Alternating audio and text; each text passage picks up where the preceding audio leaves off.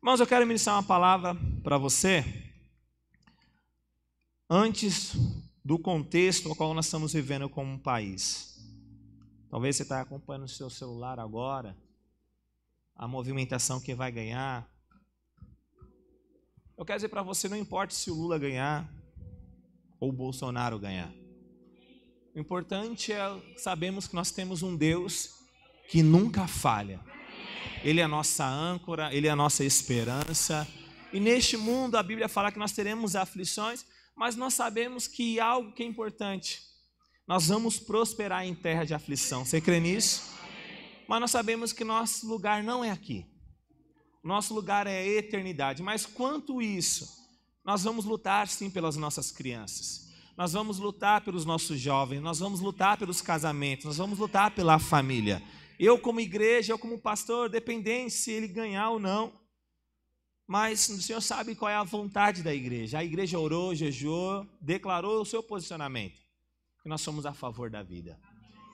Mas nada foge do controle das mãos do Senhor. Eu tenho uma certeza disso. Que o Senhor tem preparado algo grandioso para mim e para você. Mas infelizmente nós sabemos que muitos estão cegos, precisam de revelação. Mas enquanto isso, meu papel aqui como pastor é quebrar as algemas e as escamas que estão nos olhos de muitas pessoas. Mas eu preciso anunciar vida. Eu não vim anunciar política, eu não vim anunciar governos, eu vim anunciar Jesus Cristo. Para trazer vida para você, esperança, mas um posicionamento de fé. Então, o tema dessa palavra é prosperando em terra de aflição. Abra sua Bíblia lá em João capítulo 16, verso 33. Você vai ver que Jesus disse que no mundo teria aflições. Mas ele disse algo para mim e para você: tenha bom ânimo. E o que é ter bom ânimo? É ter bom ânimo saber que no dia das perseguições nós não estamos sozinhos. Eu quero ministrar para você sobre José. José, ele teve uma promessa. José foi um homem muito importante. José foi um sonhador. E eu quero trazer o contexto dessa palavra. Ontem eu ministrei para o jovem no contexto de identidade. Hoje eu mostrei um contexto sobre firmar uma palavra. Hoje eu quero trazer o contexto de você viver intensamente no Senhor. Não importa o contexto ao qual você está vivendo. As aflições virão, mas o Senhor diz para você ter bom ânimo. Deixa eu fazer uma pergunta para você. Será que essas aflições, no meio de uma terra de aflições, nós podemos prosperar, sim ou não? No meio das aflições, no meio da guerra, eu e você podemos prosperar. E essa é uma verdade. Então Deus não salvou a sua vida para que você venha viver uma vida ruim nessa terra. Deus, Ele te chamou para você prosperar, mesmo que tu está dizendo não. Então nós temos feito o nosso papel como igreja, orando, e estamos fazendo. Eu quero declarar, Deus é um Deus soberano. E nada vai faltar para mim e para você. Em meio de guerra, se você for ver os contextos, desde de Jerusalém, desde o Egito, desde Israel, nações, povo cristão foi sofrido, mas sempre venceram as batalhas no Senhor. Então a prosperidade em nossas vidas é na sua geral e na totalidade. Nós cantamos isso. O Senhor é a nossa âncora, o Senhor é a nossa esperança. Mesmo que tudo está dando errado, eu creio que o meu Redentor, Ele vive. E por Ele viver, eu sei que Ele habita dentro de mim. Então a prosperidade está na área, na vida, na totalidade, na nossa vida cristã. E quando nós olhamos para José, sabe que nós começamos a perceber? José faz parte de uma aliança de patriarcas. Abraão, Isaac, Jacó. E depois Jacó, ele gera um filho, José. E José gera dois filhos, Manassés e Efraim. Fala comigo, Manassés e Efraim. Eu quero falar para você sobre Manassés e Efraim. Eu não quero falar de Jacó. Eu não quero falar de Abraão, eu quero falar de Manassés e Efraim, para você entender que no meio da tempestade, no meio da terra de aflição, você vai passar por crises, por lutas, mas na terra onde você tem passado virá o desfrute da parte do Senhor. E esse desfrute nos aponta para Efraim.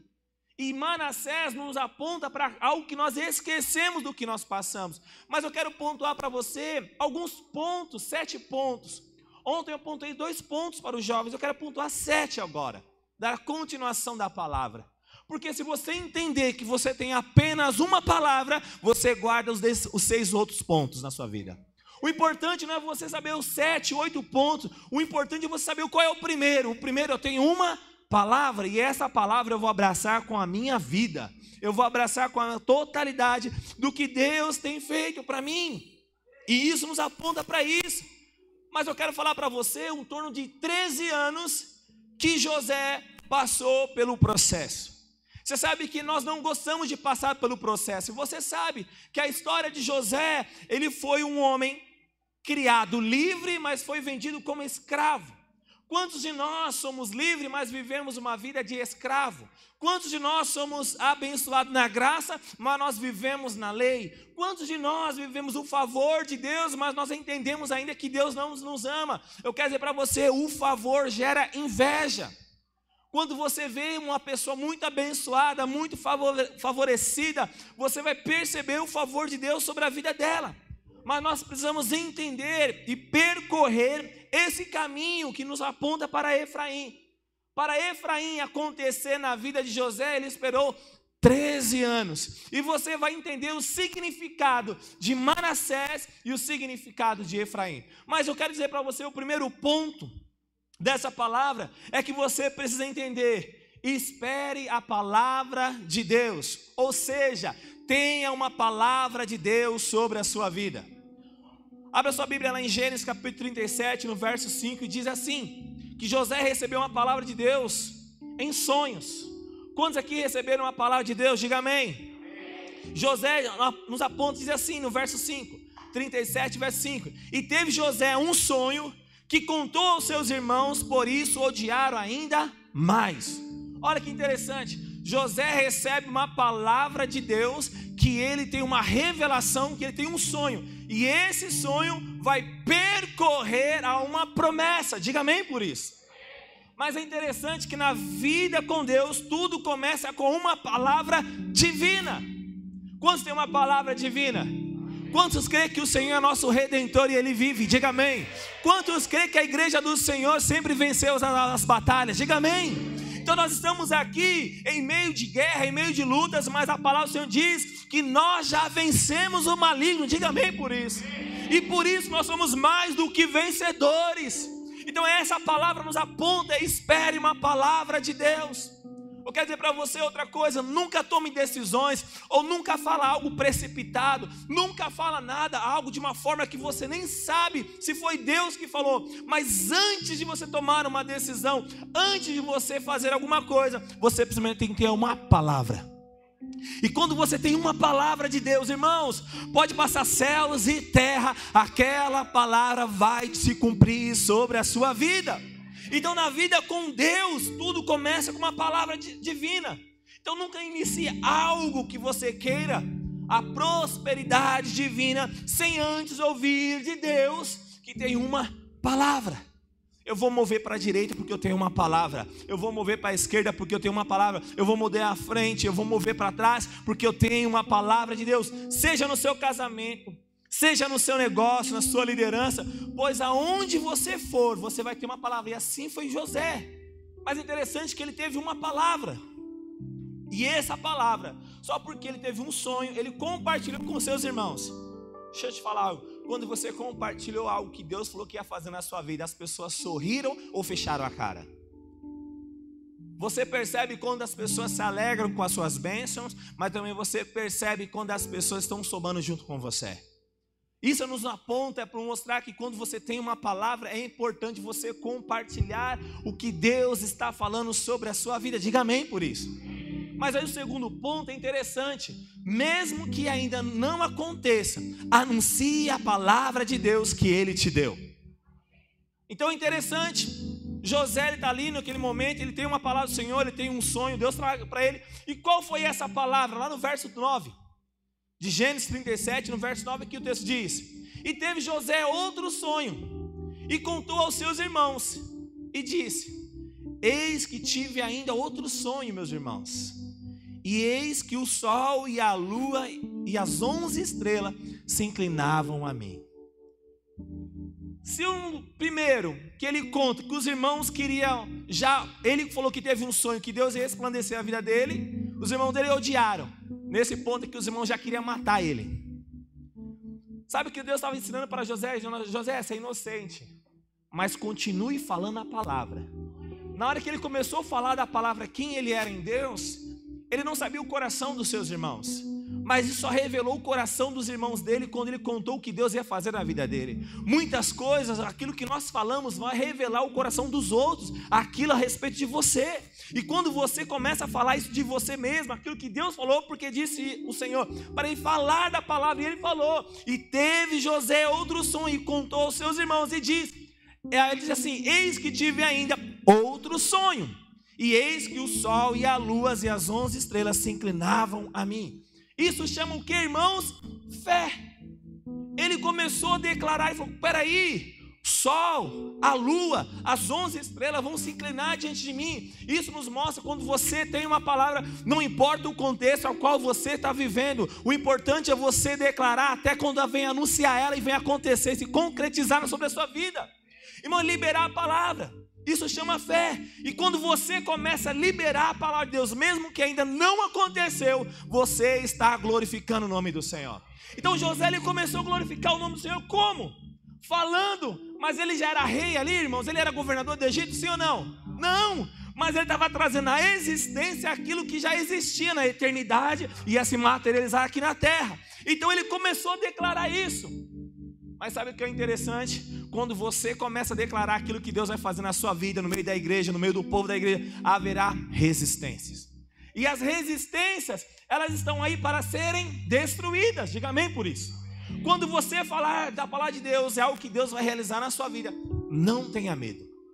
Permaneça.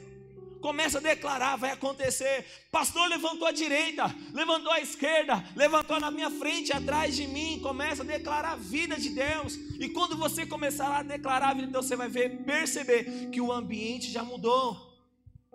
E esse ambiente é um ambiente de fé. É um ambiente a qual você agrada a Deus. É quando você começa a declarar. Então quando José começou a declarar, sabe o que aconteceu? Começaram a odiar ele. Começaram a falar coisas. Eu quero dizer para você, não são as pessoas longe de você que vão ter inveja de você, são as pessoas próximas de você. Não é pessoas longe lá na China que vão perseguir você, são na sua casa que vai começar a te perseguir. E a história de José começou dentro da casa dele. Mas sabe que interessante que lá em Marcos capítulo 3, se puder projetar para nós, 3:21, diz que os familiares de Jesus também começaram a chamar ele de doido também. Quando Jesus começou a pregar as boas novas nas ruas, as pessoas começaram a falar assim: peraí, Jesus, o que ele está fazendo? Ele está fora de si. Os irmãos dele começaram a falar: Jesus está fora de si.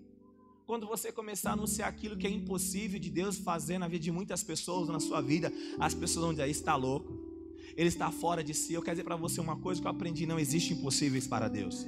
Em tudo que você declara, mesmo que você não vê com seus olhos, no mundo espiritual as coisas estão acontecendo. Você é o improvável de Deus, e quando você entende que você é o improvável de Deus, as coisas começam a acontecer. Então trazer à existência aquilo que não existe. Mas ainda José começou a declarar isso.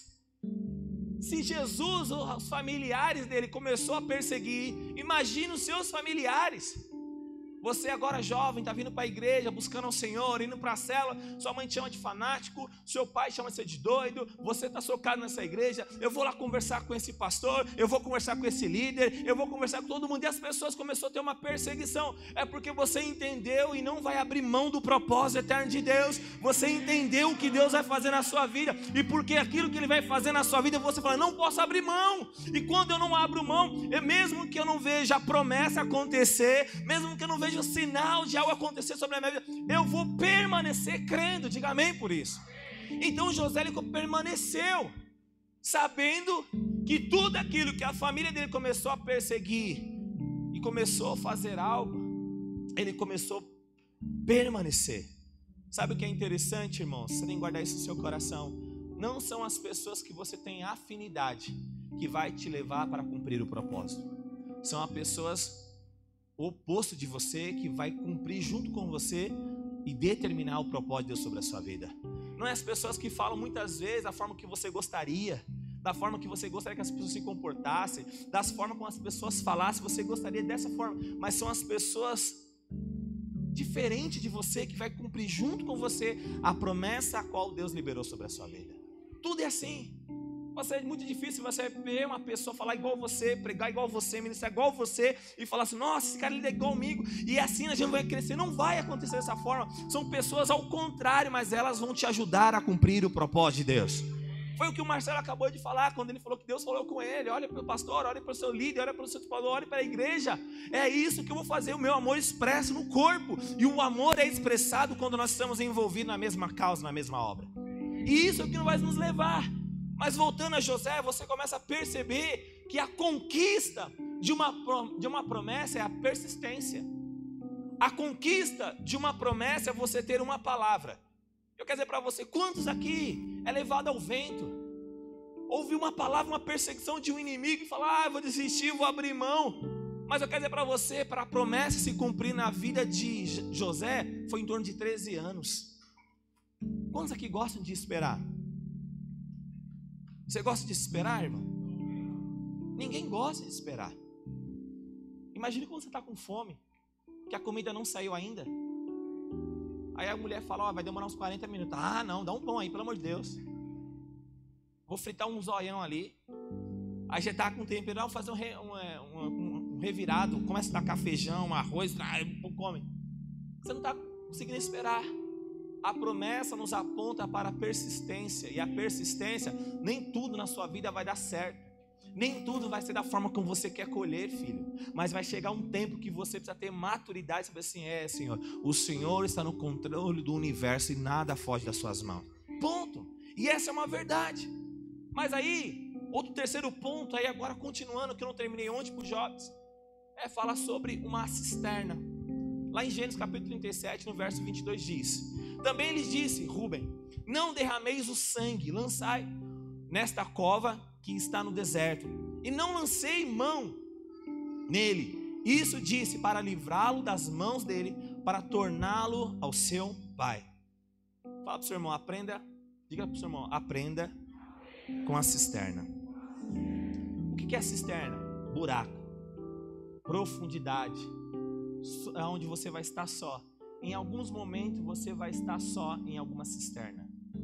E alguma cisterna você precisa entender que muitas vezes você vai estar sozinho. Você precisa aprender a romper, a estar sozinho no Senhor. E quando José é lançado, lá no verso, você começa a observar isso. José ele foi jogado em uma cisterna pelos seus próprios irmãos. Você imagina, peraí, meus irmãos me lançaram na própria cisterna. Meus irmãos lançaram em um buraco. Ele, rogou. Me tira daqui, o que vocês estão fazendo? Não estou entendendo o que vocês estão fazendo. Mas ele não teve ajuda de nenhum. Lá em Gênesis 42, verso 21, você vai ver isso também. Agora, neste momento, José aprendeu o quê? Que somente Deus poderia tirar ele da cisterna. Tem situação na sua vida, filho, que somente Deus vai remover na sua vida. Tem situações na sua vida que é o Senhor que vai tirar você da cisterna. Você está entendendo o que eu estou dizendo hoje? Então, ele não deveria depositar a sua esperança de que alguém que simplesmente tinha condições, alguém que poderia fazer para retirar, mas não, tirar da cisterna foi o tempo de Deus para ele. Então tem momentos na nossa vida que nós estamos aprendendo na espera, e esperar dói, e esperar cansa. Você vê a promessa acontecendo em outras pessoas, você vê aquilo acontecendo, Deus, e a minha, e cadê? Mas você nunca pode perder a esperança de quem é o seu Deus. Ele nunca dorme, ele nunca falha, ele nunca chega atrasado, ele chega no momento certo. E é nesse momento que você tem que entender, o Deus que eu creio, ele está trabalhando. Hoje eu não consigo compreender isso, mas eu tenho uma palavra. Então guarde seu coração, agarre a palavra que você tem em Deus. Se o Senhor disse para você que você é amado, favorecido, justificado, perdoado, liberto, curado, renovado, se agarre essas verdades, traga essas verdades para si, porque essas verdades é quem você é. Mas aí, nesse contexto já passa em torno de 4 anos, 3 anos e meio praticamente, a história toda. Quando ele recebe uma palavra, quando ele é lançado pelos seus irmãos em uma cisterna, e depois dessa cisterna ele aparece ali, estou fazendo aqui um resumo do contexto de José, depois chega no momento a qual ele é vendido como escravo. Mas aí, lá no capítulo 39, no verso 1, que é o quarto ponto, José ele aprende e começa a obedecer os limites na casa de Potifar. Alguém que era livre agora se tornou escravo. Olha o que o texto diz: e José foi levado ao Egito e a Potifar, oficial de Faraó, capitão da guarda, homem do egípcio, comprou da mão dos ismaelitas que tinham levado de lá. Imagine isso. Quando você estava sendo tirado da cisterna, você fala: graças a Deus, Deus moveu a minha vida agora. Talvez hoje você passou de um livramento essa semana, talvez uma conta, uma prova que você passou e de repente Deus moveu na sua vida. Você fala: Deus, obrigado, mas aí já lançaram você novamente numa cova. Sabe o que aconteceu com José? Ele é tirado da cisterna, ele pensa que aquele pesadelo tinha terminado, mas sabe o que aconteceu? Ele foi vendido como escravo aos ismaelitas, e esses escravos venderam como escravo aos egípcios, chamado Potifar. E Potifar fala: agora você vai trabalhar dentro da minha casa. Mas aí tem um grande problema. Tem a mulher de Potifar, Jezabel. Um problema. José está trabalhando. Eu acredito que José era um homem bem, uma boa pinta, um homem de Deus, porque todo homem de Deus é bem formoso, amém? Homens de Deus são formosos, amém, irmãos? Cadê os valentes do Senhor aqui? Aleluias, glória a Deus por isso. Então José resplandecia a graça e o favor de Deus. Aí alguém que é do mundo começou a observar: peraí, quem é esse José? Mas aí Jezabel ali, o espírito maligno de prostituição entra naquela mulher, ou já estava naquela mulher, começa a olhar para José com um olho estranho, com um olhar diferente. Vem Josézinho para cá, vem para cá, Josézinho. O Josézinho: sai para lá, Satanás. Aqui não, Satanás, some na minha frente. Sabe o que acontece? Naquele momento ele percebe, ele foge da presença do maligno. Sabe o que é interessante? Naquele momento que acontece essa história na vida de José, a mulher diz que ao seu esposo Potifar, que era um homem muito importante, falou: José deu em cima de mim. Quem Potifar ia acreditar? Sua esposa, porque José era um escravo.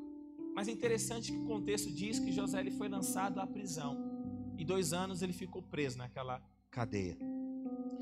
Então, para você entender, alguém que é lançado numa cisterna, ele pensa que é livre agora, mas depois ele vai trabalhar como um jovem livre, filho da promessa, porque ele é filho da descendência de Abraão, Isaac e Jacó.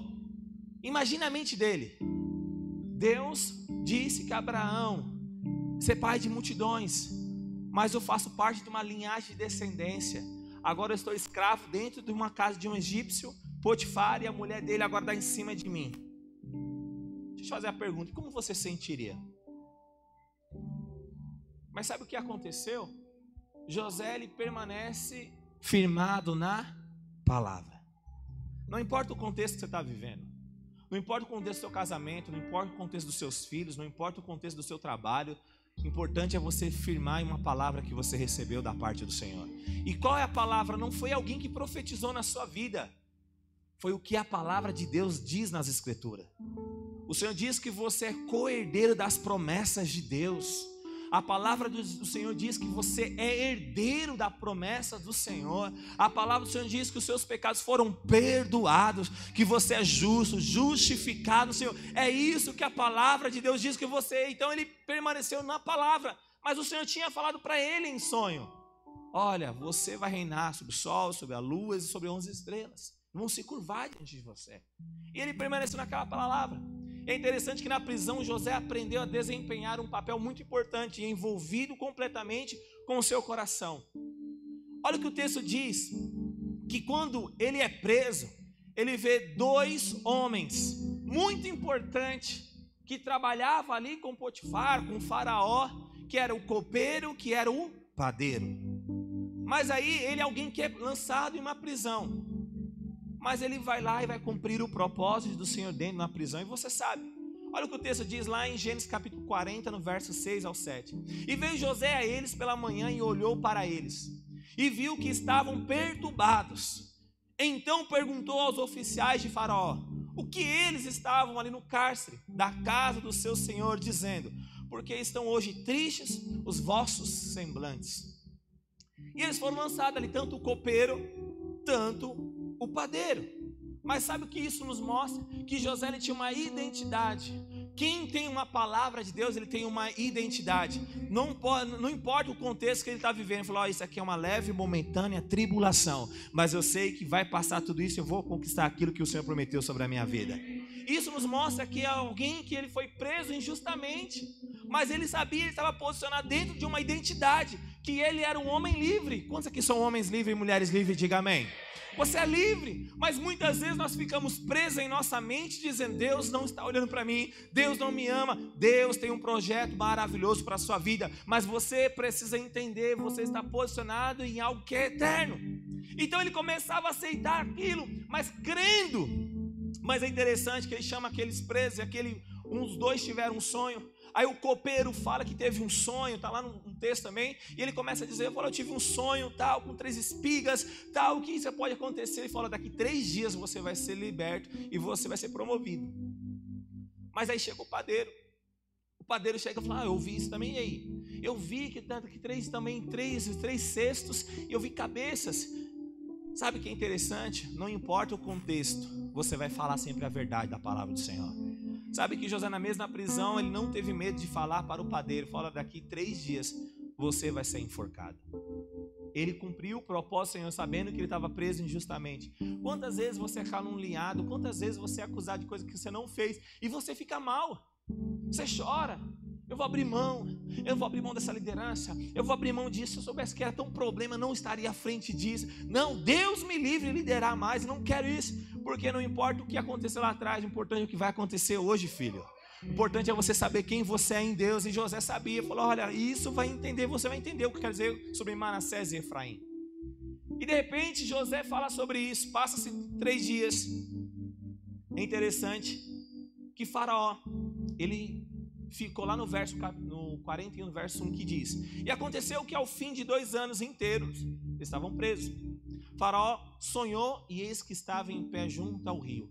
O que o Faraó sonhou, irmãos? Que existiam quantas vacas magras e quantas vacas gordas? 7. Que as vacas magras comiam o quê? As 7 vacas gordas. Mas aí os profetas de Faraó não sabiam responder. E o Faraó ficou perturbado. E o copeiro lembrou. E lembrou de quem? De José. Falou: tem alguém lá na prisão que consegue traduzir o seu sonho aí. José foi lembrado. Mas sabe quanto tempo passou isso? 2 anos.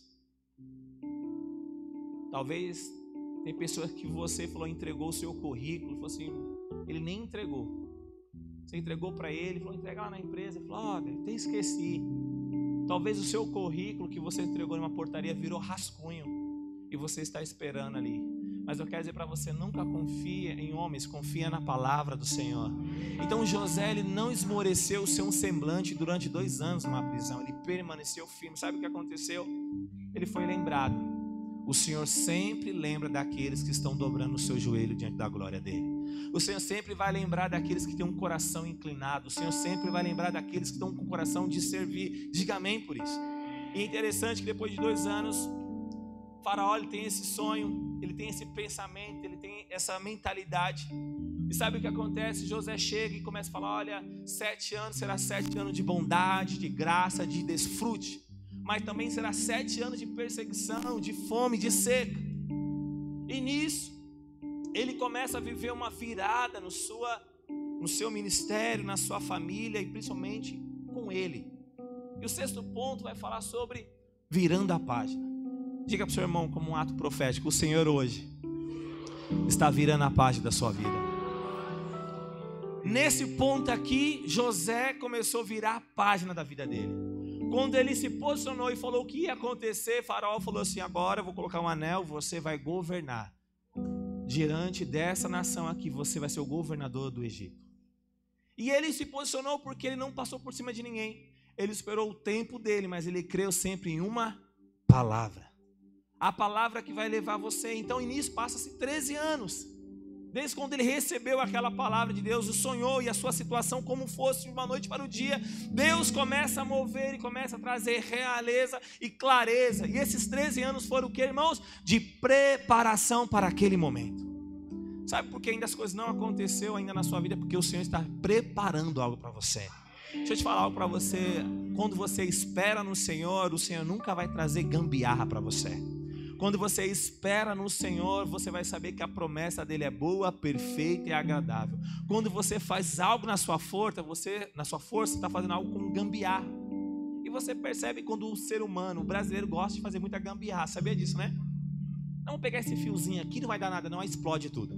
Eu vou pegar esse fio aqui e fazer uma extensão, dá certo. Não, vou dar um choque aqui de leve, tranquilo. Deus, ele não trabalha com gambiarra. Sabe que o Senhor preparou a vida de José? 13 anos. Quantas vezes você ontem aceitou Jesus Cristo e você quer que as coisas aconteçam amanhã? O Senhor está firmando as estacas em você primeiramente. O Senhor está criando raízes em você primeiramente. Você primeiramente para ser um líder aqui na igreja, você está fazendo um curso de maturidade, CTL, está sendo treinado pelo seu líder de célula, seu discipulador. E quando chegar o tempo, para aí, não foi de repente, irmão, não foi de repente, não foi do nada. De repente Deus começou a fazer a vida de José ser mudada. Mas aí entra o contexto, entre os irmãos dele passando uma necessidade, porque entra os 7 anos de vacas magras.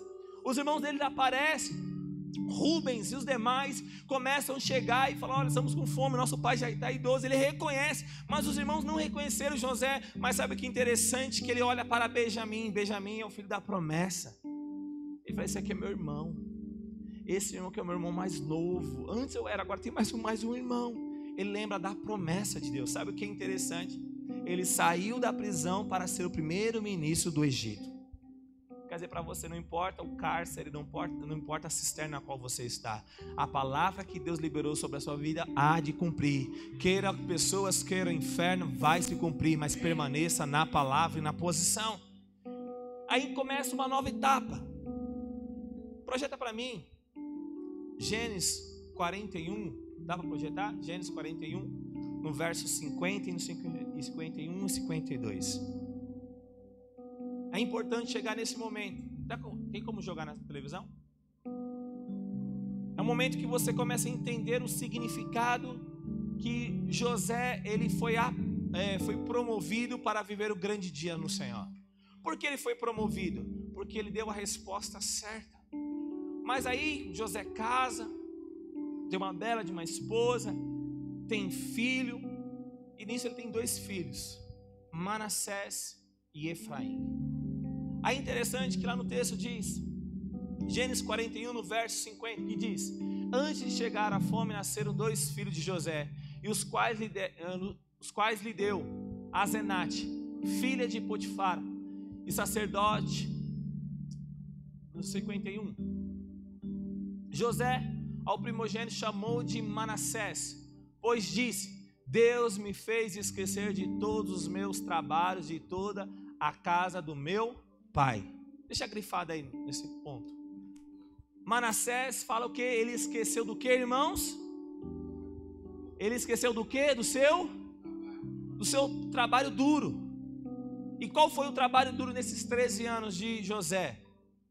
Foi vendido, seus irmãos odiaram, foi vendido, foi lançado em uma cisterna, foi vendido como escravo, foi trabalhar numa casa de Potifar, a mulher de Potifar está em cima dele, ele foi lançado numa prisão.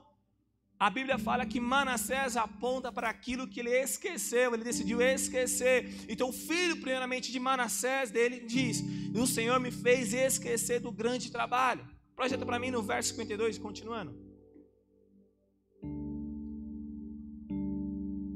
Podemos perder a essência, filho, me ajuda. Foi? Lá, no verso 52. E ao segundo chamou-lhe Efraim, pois disse: Deus me fez prosperar na terra da minha aflição. Sabe o que eu quero dizer para você, hein? No primeiro ponto, Manassés aponta para que ele esqueceu. E esquecer do que? Das dificuldades. Mas quantos de nós trazemos a memória do passado? Quantos de nós queremos trazer as coisas lá do passado que aconteceu? Pastor, eu fui ferido. Pastor, eu fui humilhado. Pastor, eu não sei mais o que fizeram. Eu não quero trazer. Muitas vezes as pessoas tragam o seu passado para o presente. Eu quero dizer para você, chegou o tempo hoje de você colocar um ponto final no seu passado e começar a desfrutar da bondade e da misericórdia do Senhor. Sabe o que José ele fez? Não importa o que aconteceu lá atrás, não importa se me venderam, não me importa se eu fui como escravo, não importa se eu passei por necessidade, mas eu sei que agora a partir de Efraim existe uma terra que se multiplica, existe o favor de Deus sobre a minha vida, diga amém por isso. Então Efraim aponta para o futuro, mas aponta para a grande, a glória e perfeita vontade de Deus que Ele quer realizar sobre a sua vida. Mas aí, quantas vezes de Deus nós queremos dizer assim, pastor, eu não queria nascer em Itaquaquecetuba, eu queria nascer em Nova York, eu queria nascer lá na França, eu queria nascer lá no Japão, eu queria nascer lá nos Estados Unidos, lá em Washington, eu queria ser um norte-americano. Filho, se o Senhor te fez você nascer em Itaquaquecetuba, num bairro chamado Recanto Mônica, é porque o Senhor sabe que você vai dar muito fruto aqui. Simplesmente isso. Não queira mudar o seu destino, aquilo que Deus colocou para você. Não tenta fazer alguma coisa, fala, não, vou fazer algo lá porque Deus quer, não. Sabe, na terra da aflição foi aonde que José prosperou. Se você tem passado por necessidade, por dificuldade, por lutas, em Itaquaquecetuba, em Suzano, em Arujá, onde você estiver, onde você mora, eu quero dizer para você, é através dessa terra que virá muito sustento para você. Começa por aí. Então José ele entendeu que ele disse, Manassés aponta para mim esquecer das coisas que passaram, ficar lá para trás. Mas ele não esqueceu, ele falou assim, o meu passado me fez chegar em uma maturidade, porque eu me tornei um homem, me tornei um governador. Mas aí, chegando numa ponta, tem como colocar o versículo de novo? Nos aponta algo que é importante você entender, que no verso 52 ele está dizendo algo, que Efraim, pois Deus me fez prosperar na terra da minha aflição.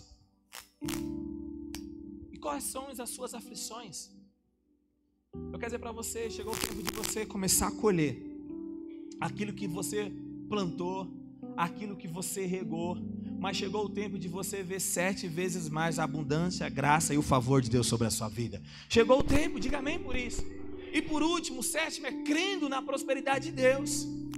E como que eu creio? É sabendo que a bondade do Senhor, ela dura para sempre.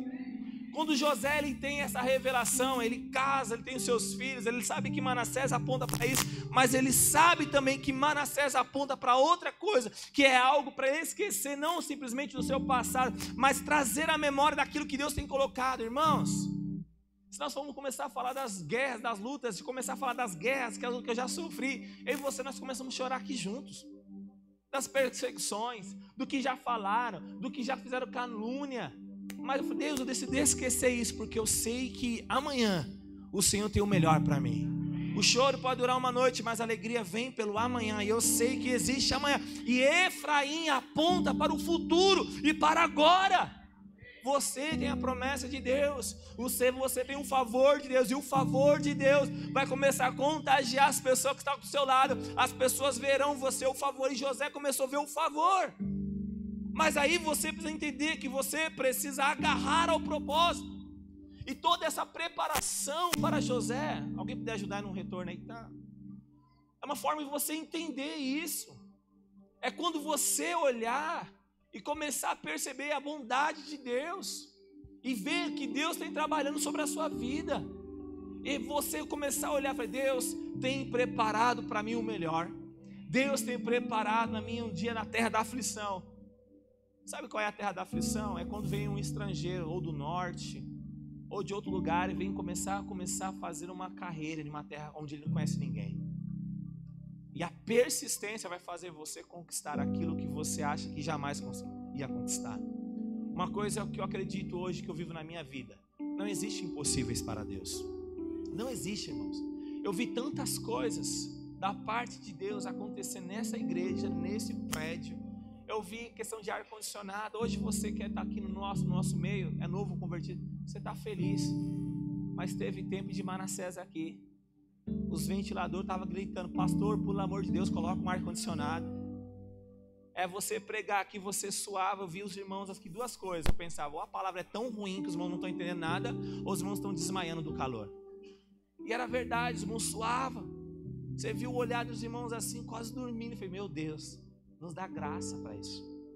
Sabe o que eu quero dizer para você? No meio das aflições, você tem que lembrar o que Deus fez na sua vida. No meio das guerras, no meio das lutas, você tem que saber: Deus tem feito grandes coisas na minha vida e vai fazer muito mais. Mas o grande problema é que você quer muitas vezes celebrar suas vitórias. Tem pessoas que celebram mais derrota do que vitória. Você não sabe. Tem pessoas que gostam de contar desgraça. Você sabia disso? Um fala: nossa, eu passei por isso. Aí vem outro: não, eu fui atropelado por um trem. Aí vem outro: não, eu fui atropelado por um avião, mas Deus me deu a vitória. Quer dizer para você, Deus não se agrada com desgraça, não. Você crê que Deus manda doença para você para depois de Ele curar você? Deus não faz isso, porque se contradiz na palavra. E o Senhor nunca erra. Porque o Senhor disse na cruz do Calvário: eu fui liberto, justificado, perdoado. O sangue do Cordeiro me fez livre. Sabe o que isso nos aponta? Que Ele fez tudo para você. Pastor, mas eu estou com uma doença. Começa a andar e declarar a palavra como que não existisse ela, porque ela não existe, ela não faz parte do seu contexto. Ela não faz parte da sua vida. Pastor, as pessoas me abandonaram. Sim, pessoas vão entrar na nossa vida e pessoas vão sair. Já acostumei com isso. Mas tem pessoa que não acostumou com isso. Vai entrar pessoas na sua vida e vai sair. E muitas vezes as pessoas serão ingratas com você. Elas vão falar coisas: não me ajudou, não me fez nada de fato. Mas no dia da eternidade, o Senhor vai abrir um livro. E o Senhor vai ver o que nós temos feito em secreto. Tem coisas que você não precisa falar, mas tem coisas que você tem que falar o que Deus vai fazer na sua vida. José, ele falou, só porque José falou, gerou e revelou o que estava no coração dos irmãos dele. Sabe o que gerou? Revolta, inveja. Diga para o seu irmão: favor gera inveja. Então, quando você tem um favor de Deus, o favor de Deus vai começar a percorrer. O pastor Luiz vai falar muito sobre isso. Quando você vai começar a crescer, eu quero declarar: você vai crescer muito, vai prosperar muito, você vai avançar muito. O seu casamento é muito abençoado. A sua célula vai multiplicar 7 vezes mais. Em nome de Jesus, você será um referencial nessa igreja de multiplicação, de liderança. Você verá a rede acontecer, as coisas acontecer, não porque é você, é porque Cristo está através de você. Por isso, mas se prepare pela inveja, se prepare para a perseguição. Tudo que cresça vai gerar perseguição. E você precisa estar posicionado. Quem te deu foi Deus. E a conclusão de tudo isso, eu quero que você entenda, é que chega um ponto muito mais interessante lá em Gênesis capítulo 48, no verso 17 e ao 20. Passa a história toda de José, Manassés e Efraim. Jacó vai abençoar os seus filhos, os seus netos, né? E na hora que ele vai abençoar, sabe o que acontece? Ele começa a abençoar Efraim, dizendo que ele ia sobressair na vida de Manassés, que era o primogênito. Quer dizer para você, a glória da segunda casa será maior do que a primeira. Efraim aponta a maior daquilo que Deus está fazendo sobre a sua vida. Está lá em Ageu 2:9. Sabe o que quer dizer para você?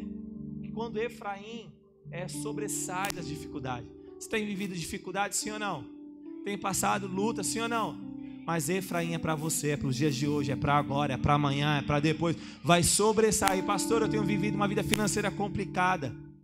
Eu tenho vivido dias complicados, eu tenho vivido dias de dificuldades. Mas o Senhor tem movido sobre a minha casa, sobre a minha família. E por isso eu vou ver a bondade e a misericórdia do Senhor todos os dias na minha vida. Isso aponta para Efraim. Se você tem passado luta agora, se prepare para a dupla honra agora.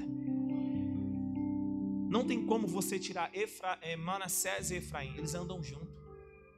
Vem as perseguições, vem os testes, vem você ser reconhecido, vem você ser firmado às suas raízes, vem você ser firmado em uma liderança, vem você ser firmado. As pessoas vão testar você, a sua confiança, e nisso você vai ser testado, mas quando você vai perceber, Manassés foi esquecido agora.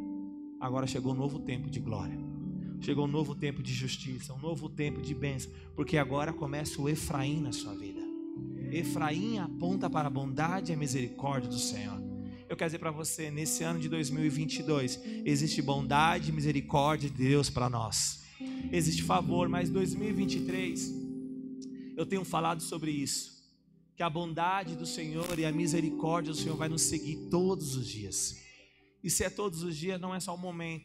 Eu tenho sentido isso no meu espírito, 2023, 2024 será o ano da aceleração, muito mais acelerado.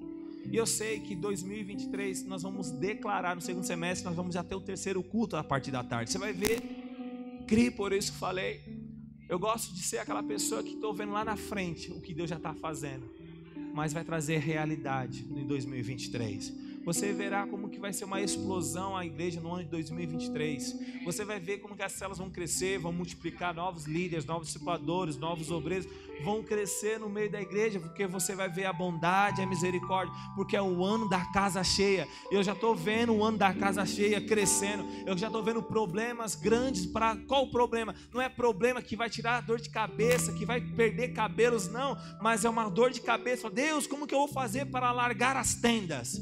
E é assim que vai acontecer, porque a bondade do Senhor, ela dura para sempre. Então, nesse exato momento, que quando Jacó começa a abençoar os filhos de José, ele disse que é o mais novo, que é Efraim, iria sobressair sobre Manassés, que é o mais velho. Existe um princípio nisso. As perseguições e as lutas vêm, mas não esqueça das lutas, não esqueça dos testes. Quando você começar a estar no momento de glória, você vai lembrar: Deus tem sido benevolente comigo. Eu tenho visto o favor de Deus em tudo. Eu vejo como o Senhor me preparou. Eu não posso ver o que vai acontecer amanhã, mas eu sei que eu não vou abrir mão da palavra de permanecer no Senhor. Eu sei que o Senhor está me preparando para um dia de glória. O Senhor está me preparando para ser um líder melhor, um pastor melhor, um marido melhor, um filho melhor. É isso que vai acontecer. Agora você pode pegar essa palavra e colocar no seu coração e de fato viver ela. Então quer dizer para você, chegou um tempo novo, chegou um novo ciclo, uma nova etapa. O Senhor virou a página de José. Diga para o seu irmão: o Senhor está virando a sua página. Você crê? Começa por você então. Decida virar a página da sua vida. Não traga o velho para o novo. Não tem como fazer odres novos com vinho velho. É odres novos com vinho novo. É você entender que tudo começa por você. Você quer trazer roupa remendada lá do passado para o novo. Tem como você usar? Sim ou não, irmãos? Não. É mudar o seu conceito, como você vai enxergando as coisas. É você como falar: eu preciso viver isso, eu preciso crescer mais, eu preciso estudar mais, eu preciso aprender mais, eu preciso conhecer mais o que eu estou fazendo. Porque Deus vai alargar a tenda quando eu conhecer mais o meu papel. E o Senhor está largando a sua mente, a sua visão, os seus ouvidos, a sua boca profética. É o tempo de você profetizar, é o tempo de você agarrar o propósito. Não abro mão. Sabe o que não é abrir mão? É você permanecer. Ontem nós fizemos aqui, a pastora, na hora da administração dos jovens, eu chamei ela, nós fizemos uma dinâmica. Falei, faça essa dinâmica para mim. Ela falou: faço. E a dinâmica era nós fazer um objetivo de... Nós viemos dar 2 presentes. Foi 2 presentes que nós demos de livros para cada pessoa. Mas nós não falamos. Eu peguei um saco plástico, embrulhei preto, coloquei uns elásticos. E a pastora nem mostrou, só falou assim: olha, você vai ganhar um presente, mas você tem que abrir. Você tem que crer que você vai trocar o seu propósito, algo por isso. Eles estavam aqui virados desse lado para a parede. E cada um estava com uma folha. E tinha lá 300 RL. Pecado. Tinha lá saúde, prosperidade, trabalho. Tinha lá o propósito de Deus. Nós falamos: você troca o propósito? Aí ele falou assim, e ele falou: não. Mas a gente não falava o nome. Aí ele falou: você quer trocar o presente que nós estamos dizendo para você? Aí eu falei: os 300 RL já. Eu falei para eles. Aí os jovens que estavam aqui falaram: troca. Ele falou: não. Eu falei: ixi, está fora da visão isso aqui. Aí eu falei a mesma coisa: o trabalho, olha, aí tinha uma corte. Eu falei: não, isso aqui quer namorar, olha, faça corte. E nós começamos a fazer isso. E no final, tanto a menina e a menina foi e falaram: não quis trocar. Mas a gente perguntou para as 2 pessoas. O menino, ele disse: não, porque eu me atentei à palavra do que a pastora tinha falado. E eu agarrei nessa palavra que eu ia ganhar um presente até o final. não vou abrir mão. Aí a outra pessoa falou assim, não, eu fiquei com medo mesmo de trocar mesmo. Eu fiquei aqui, então o medo fez o favor de Deus sobre a vida dela. E no final eles ganharam um kit de livros, cada um. Sabe o que eu quero dizer para você? Você precisa agarrar a palavra que Deus te deu. Eu falo, irmãos, não para me engrandecer, mas há mais de 7 anos eu falo sobre uma igreja de 1000 membros. Desde quando nós estávamos lá embaixo. Falo, nós somos uma igreja de 1000 membros, nós vamos se tornar uma igreja de 1000 membros. Sempre falei, porque eu tenho convicção do que Deus já realizou na eternidade e está fazendo nessa terra. Comecei a falar, sabe o que aconteceu? Deus começou a trazer, gerar no coração dos irmãos, porque foi isso que Deus falou. Quando começar a gerar no coração deles, para de falar, mas quando gerar no coração deles, você começa a falar. Eu lembro como fosse hoje, falei de pela manhã, o Cristiano, pai do Christian, esposo da Rosana, ele falou, chegou em mim e falou, pastor, por que você parou de falar da igreja de 1000 membros? Na hora o Espírito Santo bateu em mim e começou a falar assim, agora começa a falar novamente. Ele falou, continue falando. Quer dizer para você, Deus está usando você para você ativar a fé de outras pessoas. E através disso, quando ele falou isso, eu falei, entendi. Eu comecei a falar, nós somos uma igreja de 1000 membros, uma igreja relevante, nós vamos chegar a uma igreja de 750 membros. Quer dizer para você, hoje nós somos uma igreja de 710 pessoas. Aí você fala assim, pastor, mas ainda faltam 1000. 2023, guarde seu coração. No segundo semestre será uma igreja de 1000 membros. Nós vamos ser, porque eu já tenho realidade. Aí você fala, pastor, mas por que você está falando isso? Porque no encontro do ano passado dos jovens, eu estava lá fora, o Jair estava pregando. Eu falei, Jair, queria falar uma coisa. Ele estava falando algo, nem estava observando nada, estava lá fora. Eu falei, irmãos, eu quero falar que no ano que vem nós vamos fazer o encontro dos jovens do 100. Aí o Jesus olhou para mim assim, eu acabei de falar isso agora. Eu falei, quer dizer para você, no ano de 2023 nós seremos uma igreja de 1000 membros. Está perto, diga para o seu irmão, está perto. Deus está fazendo, Deus está fazendo. Mas eu sei que existem resistências. E quais essas resistências? Primeiramente é o diabo. Mas também tem aqueles que não querem se envolver. Tem aqueles também que não querem participar. Quer dizer para você que o seu coração venha mover através daquilo que Deus vai realizar na sua vida.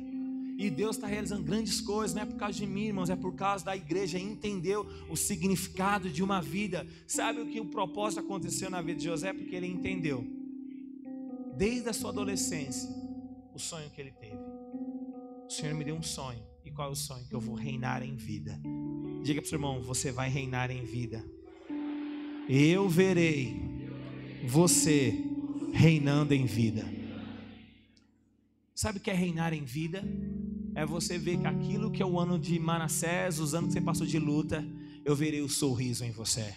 Eu verei Efraim nascendo o filho da espera. É o filho que esperou a nascer, mas vai dar muito fruto. Diga amém. É o tempo de você ver o fruto do penoso trabalho. É isso. Eu gostaria que você se colocasse de pé. Quero orar com você. Chamar o pessoal do louvor.